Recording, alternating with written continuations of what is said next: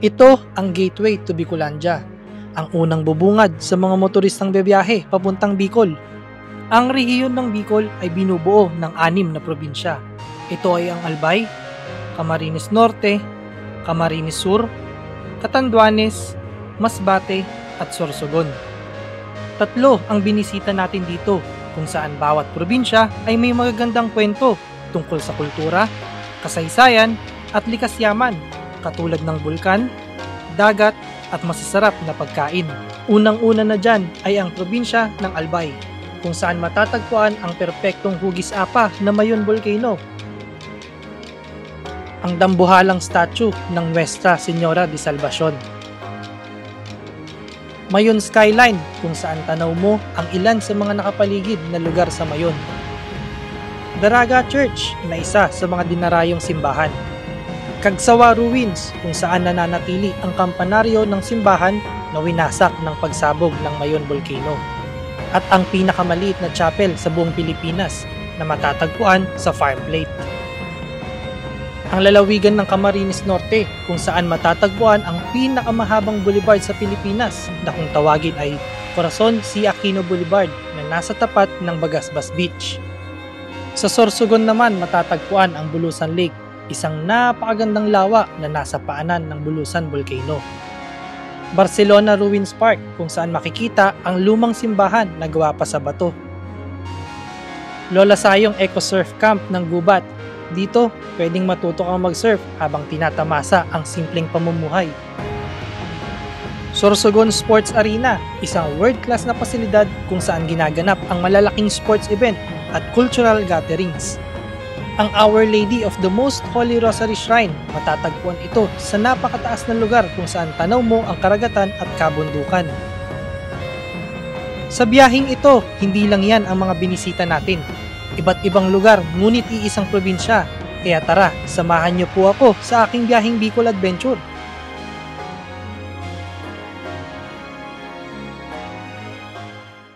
Pupunta tayo ngayon ng Daet, Camarines Norte, and ngayon is nasa Cabuyao, Laguna pa lang tayo. And check natin kung anong oras tayo makakarating doon. Time check is 1:54 na ng madaling araw. Tara, samahan niyo ako sa adventure ko. Let's go! Grabe, ang daming truck ngayon. Grabe, ang sarap magmotor. Tignan natin kung ganito pa rin ang energy natin hanggang mamaya. So ayun, katatapos lang natin dito sa Santo Tomas, Batangas na guys. Grabe, ilang oras pa to. Let's go. Time check. Anong oras na? 3:45. And nakarating na din tayo dito sa Quezon na Arco, Quezon Province. Grabe, ilang oras din. 45 minutes from Santo Tomas, Batangas. Narating na rin natin yung Quezon Province Arc. And ayan na. Parang dito na simula yung lubak-lubak na daanan. So doble ingat talaga pag nandito ka na sa lugar na to. Nasa bandang Chaong Bypass Road na tayo. And medyo katakot pa rin yung daanan. Marami tayong kasabay na truck. At grabe nga naman talaga. Grabe daming tao dito sa bandang bungad ng Bituang Manok. Iba't ibang klaseng motor yung nandito. Mayroon big bike, scooter. Siguro mga kasabayan natin to papuntang Bicol or kung saan man sila parte na papunta. And ride safe. Let's go. Okay, so nakadaan tayo ulit dito sa Quezon National Forest Park. It's good to be back.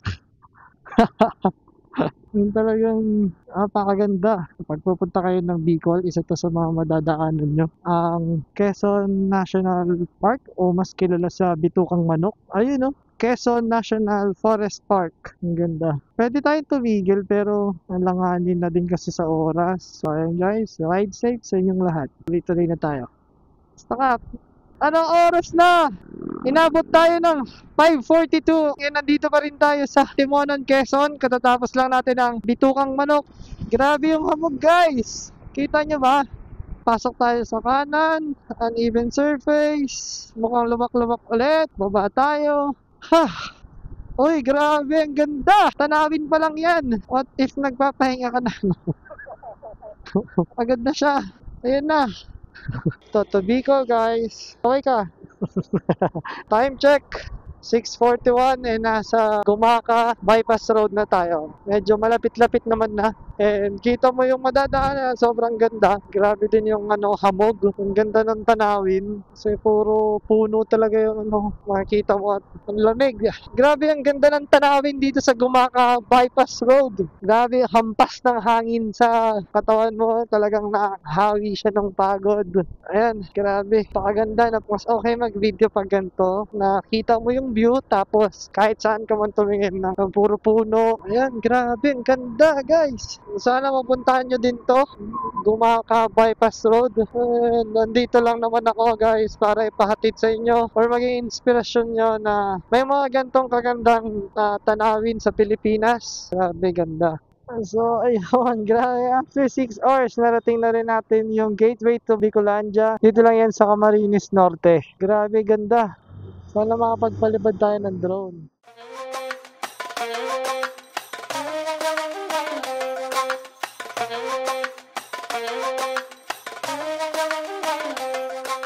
Ayun, so matapos nga ang saglit na stopover natin sa Gateway to Bicolandia, nakapagpa-picture na tayo, nakapagbanat ng buto, at nakapagpahinga na din. Ngayon naman ay tuloy-tuloy na tayo sa pagdadrive papunta sa Daet, Camarines Norte. At ngayon naman talagang pasok na tayo sa Bicol region dahil ramdam mo na nga yung pagbabago ng vibes, yung hangin, tapos yung mga signage na nasa daanan ay may halong Bicol na din. So grabe, ganda. Tuloy-tuloy na tayo sa pagdadrive. Let's go! Ang ganda ng daanan dito sa Santa Elena, Camarines Norte. Tapos, unti lang yung makakasabay mong biyaheros lang din. So, yung may enjoy mo yung view, tapos yung kapaligiran. Pag ganito na kaganda na yung nakikita mo, na mabubusog talaga yung mata mo dahil sa mga magagandang view. Kahit na medyo mainit, talagang hindi mo siya mapapansin kasi nga yung hampas din ng hangin, tapos yung lamig, mararamdaman mo talaga na yung masarap ang biyahe pag gano'n. Grabe yung bundok na nandun. So, madadaanan pala natin yung ganyang kagandang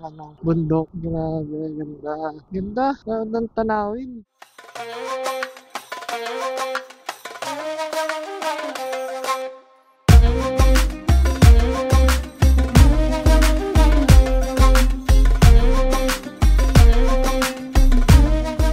Bale, pag nandito ka sa Labo, Camarines Norte, ganito yung mga tulay nila dito, ang gaganda. Tapos, isang oras na wala ka pa rin sa pupuntahan mo. Ilang oras na tayo nagdadrive sa Labo, pero parang malabo pa rin.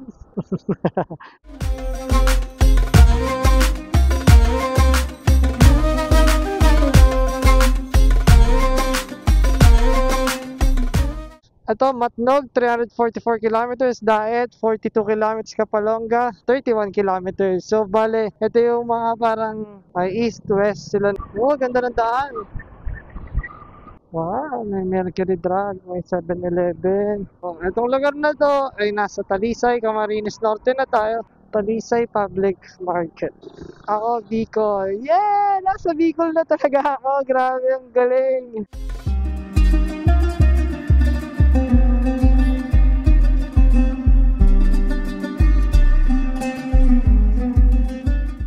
Ayun, katatapos lang natin magpahinga galing sa long ride mula Cabuyao, Laguna to Daet, Camarines Norte. Ngayon naman is bibisitahin natin yung Bagasbas Beach na tinatawag na longest boulevard in the Philippines. Ayun, sa araw ng Wednesday, naghahanda na yung mga tao para sa prosesyon nila nagaganapin mamaya. Ito yung mga santo na ipaparada. Yun, nasa bayan na tayo ng Bagasbas. Kakaliwa lang tayo dito. Welcome. May sirena dito sa bandang bungad ng kanilang kanto. Siguro mag-picture tayo dun sa Bagasbas Beach, the surfing capital of Bicol. Let's go. Narating na natin ang welcome to Bagasbas Beach, the surfing capital of Bicol. Ganda. Ganda rin na ganda ng alon ng tubig. Talagang ganda yung surfing capital nga talaga siya ng Bicol. Ganda. Hindi, picture lang. Welcome to Bagasbas Beach, the surfing capital of Bicol. Experience surfing? Ayan, game. Ang lugar na ito ay tinatawag ding Corazon C. Aquino Boulevard. May habang 8.7 kilometers na nagdurugtong sa ilang bayan ng Camarines Norte. Dami ring tindahan dito sa gawing kaliwa. Bago may enjoy mo habang nagbi-beach ka at food trip o di kaya naman tumambay lang. So ayun, nandito na tayo sa Bagasbas Beach. ang surfing capital ng Bicol. Grabe. Ganda, ganda ng araw na tama dito. Ganda, ganda guys. Makikita niyo ba yan? Ganda. Ang haba nga niya. Ito yung the longest boulevard of the Philippines.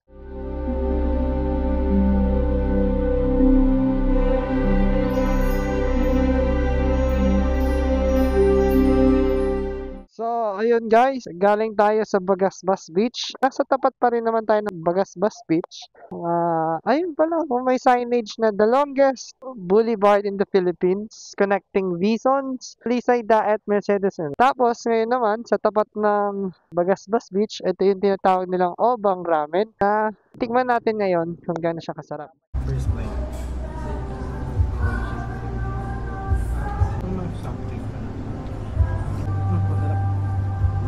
This is the first time I tried authentic ramen and so happy na masarap yung na-order namin. Dito na nagtatapos ang day 1 ng biyaheng Bicol natin. Bukas naman ay bibisitahin natin ang mga magagandang lugar ng Albay. Let's go day 2! Let's go! So ayun guys, good morning! It's April 17 ngayon at pupunta tayo ng Legazpi, Albay. Bisitahin natin kung ano yung mga tourist spot banda dun sa lugar na yun. Time check, it's 5:40. Check natin kung anong oras tayo makakapunta. Let's go! Sabayan na tayo ng Basod guys. So, anong oras pa to ulit? Medyo rough road ulit. Yung dinadaanan natin. Hindi katulad nung daanan sa Taet. Let's go. Kaya kung sa tingin nyo ay nakakapagod magmotor, ito yung nakakahawi or nakatanggal ng pagod sa pagmumotor natin. Yung katulad netong gantong view. Tignan mo, itsura. Oh! Ganda. Hindi mo siya makita. Ano yung daanan? Sobrang ganda. Hindi mo makikita agad yung daanan. Kalambusong bridge itong dinaanan natin. So guys, ito na yung Bicol Natural Park at ito na yung tinatawag nilang Bitukang Manok ng Camarines Norte. Grabe din yung kurbada nila dito. Ha? Magandang umaga ho! Ito yung dadaanan natin na napakaganda.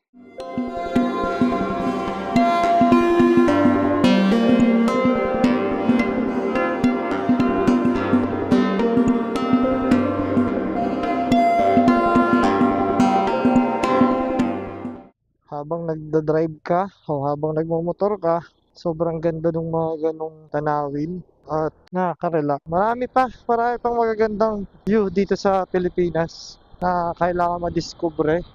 Sabi yung mga dinadaanan natin na kurbada dito sa Camarines Norte, nakaka-enjoy siya kasi pag hindi ka sanay sa mga kurbada, talagang go-overshoot ka. Ayun guys, see you later.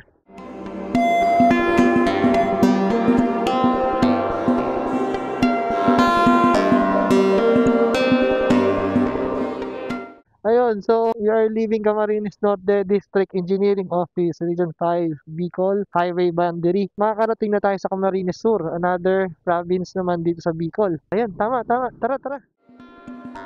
Ito ang Mount Marisik-Risik na kilala sa tawag ng mga lokal na Susong Dalaga dahil sa kakaiba nitong hugis. So yun, dito pa lang matatawag muna yung Mayon Volcano. Yung pina-perfect cone shape. Grabe. Ang ganda. Meron dito, bypass road. Tapos makikita mo dito sa bypass road yung tatlong bundok na natagpuan sa Kamsur at Albay. Ito yung sa Albay. Ito yung Mount Mayon. At ito yung Mount Isarog. Yung bundok na nasa kaliwa natin. Ganda. FBR Bridge. Ito yung sa nadaanan. Mostly ng mga bridge yan to.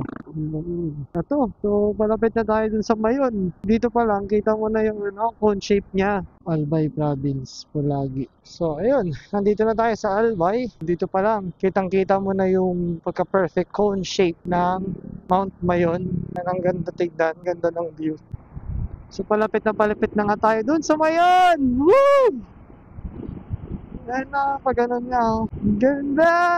Kapit na tayo. Narating din kita. Nasa paran na tayo ng Mayon.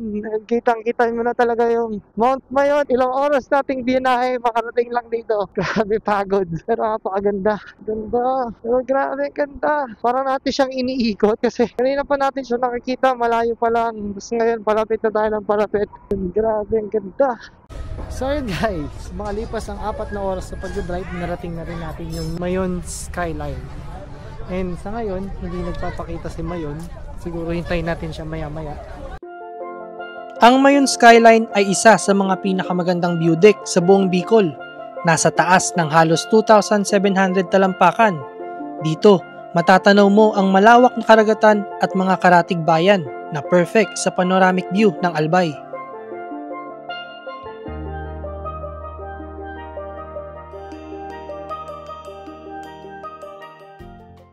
So ayun, narating na din natin tong Mayon Volcano. Dito yan sa Albay, Bicol. And grabe, pagod pero worth it naman yung pinunta natin. Kasi dito mo makikita mo talagang perfect cone shape niya. Napakaganda at napakataas. Napakalaki oh. Napakaganda talaga. Grabe, nakakamangha. Sobrang ganda oh. Ito ang Mayon Volcano, isang aktibong bulkan na matatagpuan sa lalawigan ng Albay, rehiyon ng Bicol. Kilala ito sa buong mundo dahil sa halos perpektong hugis kono, kaya tinugurian itong perfect cone. Isa sa mga pinaka-iconic na tanawin ng bansa. May taas itong humigit kumulang 2,462 metro mula sa antas ng dagat at may lawak na 314 kilometro kwadrado. Natapos din tayo sa Mayon. Grabe, ganda ng Mayon! Woo! Ang sarap magmotor! Ang tagal lang pagmumotor natin, halos ilang oras, 9 hours, papunta lang sa Daet, from Daet, papunta dito, 4 na oras. Grabe, ganda! Ilang oras na pagmumotor, tapos ganito yung makikita mo. Grabe, ang ganda!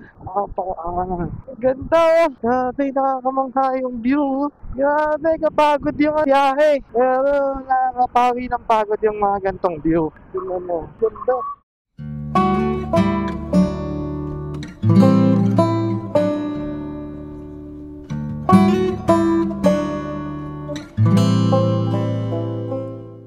Ayun, matapos ang Kamalig Bypass Road, pupuntahan naman natin ang Daraga Church. Sabi is 15 minutes lang to mula sa pinag-stayan natin. And dire-diretso lang. So tara, bisitahin natin ang Daraga Church ng Albay, Bicol. So ayun, nakarating na nga tayo dito sa Daraga Church. And napakadaming tao. Entrance only. Yun. Oh, ganda ng ano nyo dito.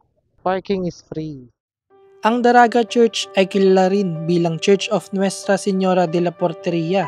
Itinayo ng mga Pransiskano noong 1773. Gawa sa puting bulkanikong bato at kilala sa Baroque style na arkitektura.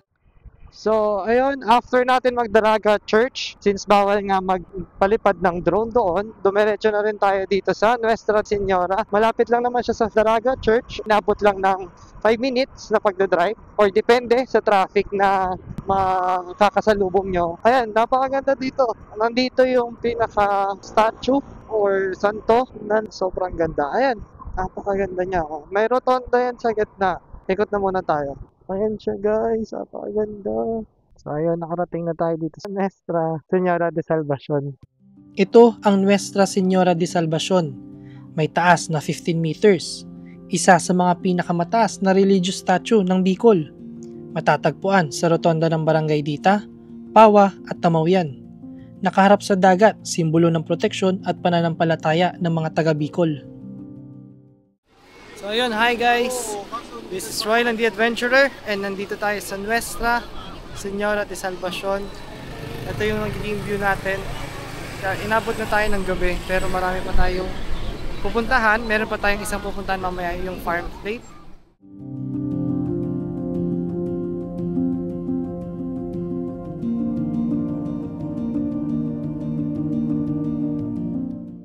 Tara, lapitan natin siya para makita nyo din kung anong itsura niya. Let's go! So ito siya. Ito yung itsura niya dito sa harapan. Dito pa lang sa place na ito, kita-kita mo yun. Napakaganda. Ito siya.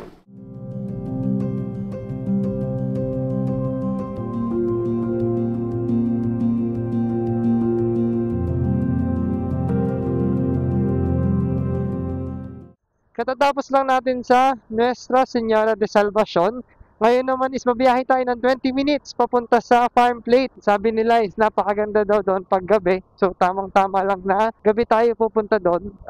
Check natin kung ano yung mga magagandang view or magagandang i-offer ng Farm Plate sa atin. Ayun, so nandun yung mga farm, mga park, and nandun yung smallest chapel sa Pilipinas. So ayun guys, nakarating din tayo dito sa Farm Plate after ilang oras natin na pagdadrive. Ayan, welcome to Farm Plate, Dalaga Albay, Philippines, the happiest place in Bicol. Dito na tayo sa Farm Plate and check natin kung ano yung mga masasarap dito or mga magandang tanawin. Yun, babalikan ko kayo. Ang Farm Plate ay isang farm-to-table cafe na napapalibutan ng mga matataas na puno. Maraming tindahan ng pagkain para sa nakaka-enjoy na paglilibot sa napakalawak nitong lugar. Sa Farm Plate din matatagpuan ang The Little Chapel na tinaguri ang pinakamaliit na chapel sa Pilipinas. Sa kabila ng liit nito, buo pa rin ang detalye. May altar, may iba't ibang santo, at may maliit na espasyo para sa taimtim na pananalangin.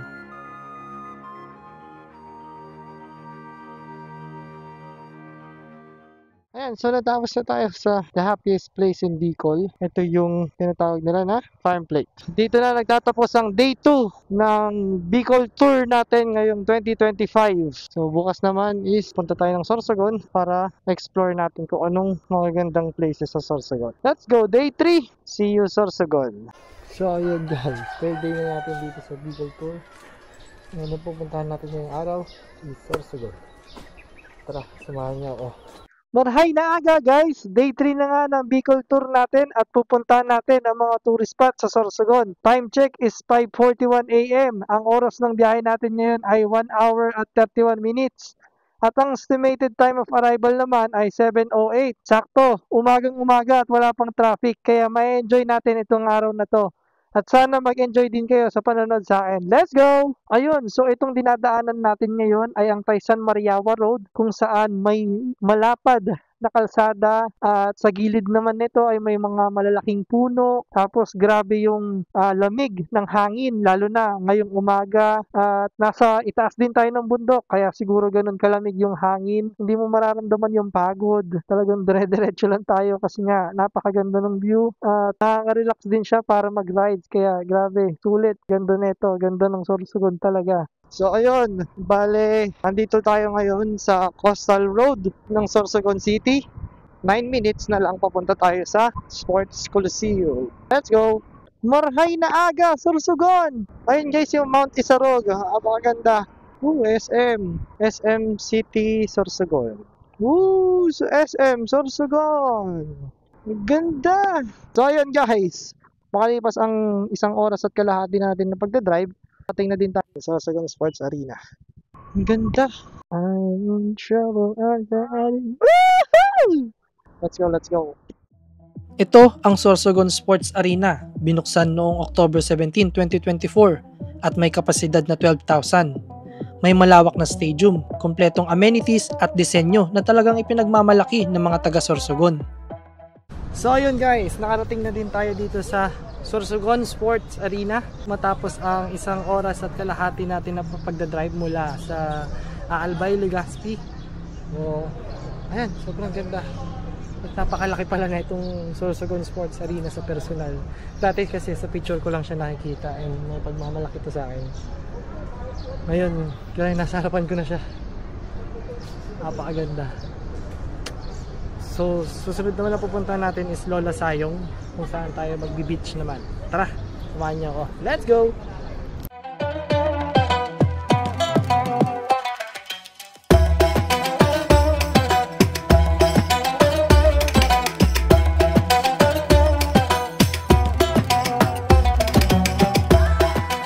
So ayan guys, katatapos lang natin sa Sorsogon Sports Arena. Ngayon naman ay pupuntahan natin ang Lola Sayong Eco Farm. 25 minutes na lang. Nandun na tayo. Ang ETA natin is 8:16 AM. Time check, it's 7:55. Doon na rin tayo magbe-breakfast. Nga naman. Diyos mabalos! Let's go! Woo! Ayun, so ayun, narating na natin itong Bulusan Lake. Dire-diretso lang daw dito. Tapos ayan. Meron dito sa right side guys na bundok, tapos yun yung iikutin natin. Makikita nyo naman yan sa vlog. Ang unang pupuntahan lang natin ngayon ay yung Lola Sayong Eco Surf Farm. So, manood lang kayo guys and stay tuned. Yeah. So ito na guys, kakaliwa lang tayo dito. At dito na. Makikita mo na yung ganda. Lola Sayong Eco Farm. Sa Bayang Gubat, matatagpuan ang Lola Sayong Eco Surf Camp, isang ecotourism site para sa mga mahilig sa alon at kalikasan. Dito, maaari kang mag-surf, mag-kayak, mag-snorkeling, mag-pan fishing, maglakad sa tahimik na dalampasigan, at mag-enjoy sa masarap na lokal na pagkain. Eco-friendly ang lugar, kaya habang nag-enjoy ka, nakakatulong ka rin sa pangangalaga ng kalikasan. So ayun guys, katatapos lang natin sa Lola Sayong. Dito yun sa bandang kaliwa na pinuntahan natin. Sunod naman ay itong Barcelona Sorsogon na may magandang signage at ang tapat nito ay ang St. Joseph Parish Church na isa sa mga pupuntahan din natin. Let's go! Init! Wow! So ito pala siya. Ang galing. Ito ang Barcelona Ruins Park, isang makasaysayang pook kung saan nananatili ang mga pader ng lumang simbahan mula pa noong panahon ng Kastila, gawa sa coral stones at adobe. Dito rin matatagpuan ang St. Joseph Parish Church na itinayo noong 1874. Ito siya! Yay! Thank you! So, ayun guys. Tapos na tayo dito sa Barcelona, Sorsogon. Tapat lang nito yung St. Joseph Parish Church. Sunod naman na pupuntahan natin is yung Bulusan Lake. 33 minutes lang naman yung layo nun. Galing dito. Kaya tara, samahan niyo ako. Let's go! May nakikita ko yung bundok. Bandang kanan ko. Ito yung Mount Bulusan. Bali, iikutin natin yan. Or maglulup tayo para maikot natin yung buong Sorsogon. Tapos lahat naman ng pupuntahan natin is along the way lang din. Kaya kahit saan man tayo magpunta, makikita pa rin natin tong napakalaking Mount Bulusan. Grabe, ganda. Napaka-astig. Sobrang sariwa ng hangin kahit na napakainit ngayon. Dahil 11 na ng tanghaling tapat. Napakainit pero talagang enjoy natin yung view. So ayan, pupunta na tayo ng Bulusan Lake. Bala ito na yung lugar, papunta dun sa Bulusan Lake. Hello po, magandang hapon po. So sa Sagorong Restaurant, kabilang page nila. Baluko, tapos Bicol Express nila. So ito siya, guys. Try natin. Ito yung baluko. Snail siya, may ginataan. Ginataan na snail. First bite. May part na chewy. Tapos, parang lang siyang tahong. Trinayin na natin tong Bicol nila. Ito. Walang kung makikita nyo. Pero, masarap siya. Parang may something na laing. Gata daw yun. I-describe ko lang. Gusto ko lang talaga makatingin ng authentic na Bicol Express sa Bicol mismo. So, ayun. Satisfied naman ako. Masarap. So, ubusin na muna natin itong pagkain. Tapos punta na tayo dun sa Bulusan Lake. Alam ko medyo mahaba yung pila ngayon sa registration since Holy Week nga tayo. Friday tayo nagpunta.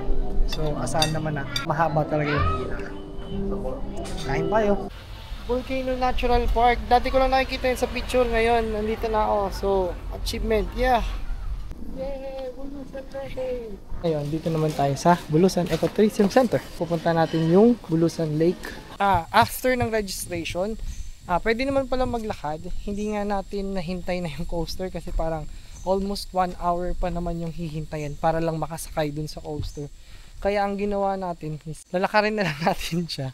Wala registration papuntang Bulusan Lake. Nakaka-enjoy naman yung lalakaran nyo kasi puro puno yung gilid. Hindi naman ganun ramdam yung init. Time check. It's 1:34 PM. Hindi natin alam kung anong oras na makakarating doon.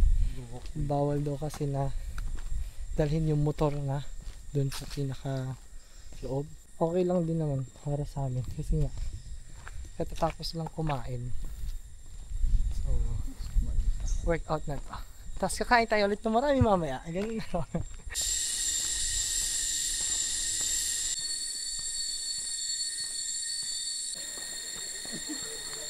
Yun, makalipas ang 31 minutes na paglalakad, narating na rin natin yung Bulusan Lake. Narating na natin itong Sir, BNP, Bulusan Lake, Bulusan Volcano Natural Park, Bulusan, Sorsogon, 4704, Philippines. Ito ang Bulusan Lake. May elevation itong 360 meters at may lawak na humigit kumulang 27 hektarya. Ang lawa ang nagsisilbing pusod ng Bulusan Volcano Natural Park na siyang may lawak na 3,672 hektarya.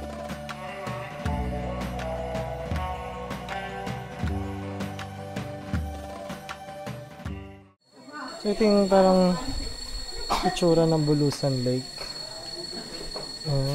Napakaganda din napakalaki. May lakes, territorial boundaries, rivers, streams, creeks, resting area, burn land, gonal area, vegetated flora or fauna, access road, barangay site, pathway or trek, and refo site.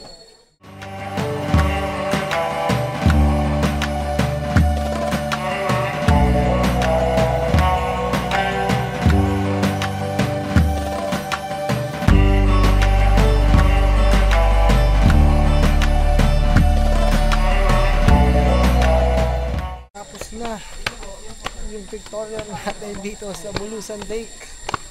Dati nakikita ko lang yan sa picture talaga. Nakikita ko sa vlog. Tapos yun naman, grabe, galing.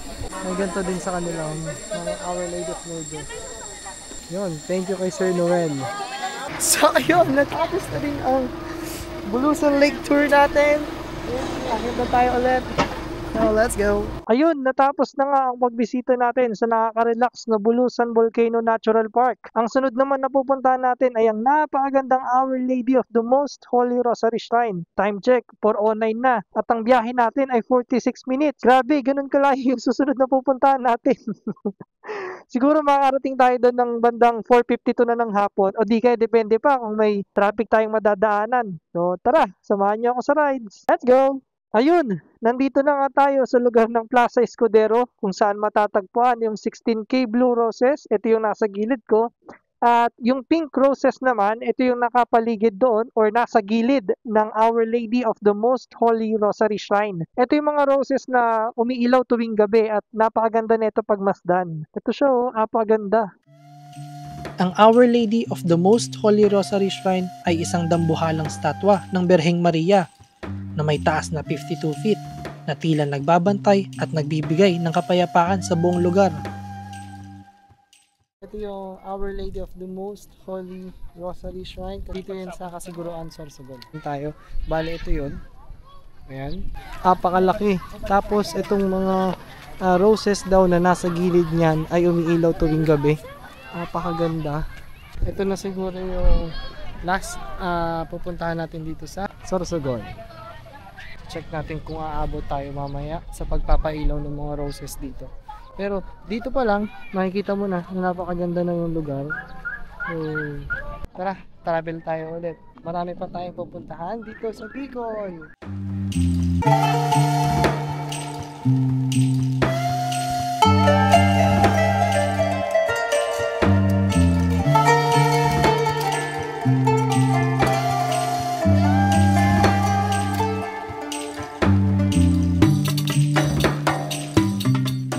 Dito na nga nagtatapos ang sulit na pagbisita natin sa Sorsogon at balik Albay na ulit tayo para bumisita naman sa ibang tourist spot pa doon. Let's go day 4! Let's go! So ayun guys, good morning. Andito nga pala tayo sa Andy's Place or dito nga pala tayo nagstay sa Andy's Place para sa Legazpi Albay tour natin. And meron dito silang place dito sa taas. Sa third floor nakitang-kita mo si Mayon Volcano. Tara, silipin natin. So, ang binayaran natin is 3,1 for 3 days and 2 nights. So, ayan, ito yung view from third floor. Makalipas nga ang 20 minutes na biyahe, narating na rin natin itong Bicol National Museum. Isa rin ito sa mga bibisitahin natin na malapit sa Cagsawa Ruins. So, ayun guys, pupuntahan natin itong National Museum ng Daraga Albay. So, check natin. Since malapit na rin naman siya sa Cagsawa Ruins. Tara! Hello po, good afternoon. Ang Bicol National Museum ay dating provincial jail na ginawang makabuluhang museo. Dito makikita ang mga exhibit tungkol sa kasaysayan, sining at kultura ng Bicolandia. Mula sa mga sinaunang gamit, arkeolohikal na tuklas hanggang sa makukulay na obra ng mga local artist. Sa gilid ng museo ay merong butterfly garden kung saan makikita ang makukulay na paru-paro at luntiang tanawin. Perfect spot ito para mag-relax, maglakad-lakad at kumuha ng magagandang larawan. Narating na nga natin itong Cagsawa Ruins. At ito ang tingnan niya. Ito ang Cagsawa Ruins ng Albay. Kilala ito sa iconic na tanawin ng bell tower ng lumang simbahan na nakaligtas sa pagputok ng Bulkang Mayon noong 1814. Bumili tayo na itong chili ice cream eruption. So, try natin siya. Aftertaste niya lang yung anghang. Kaya akala mo naman anghang. Pero kaya-kaya.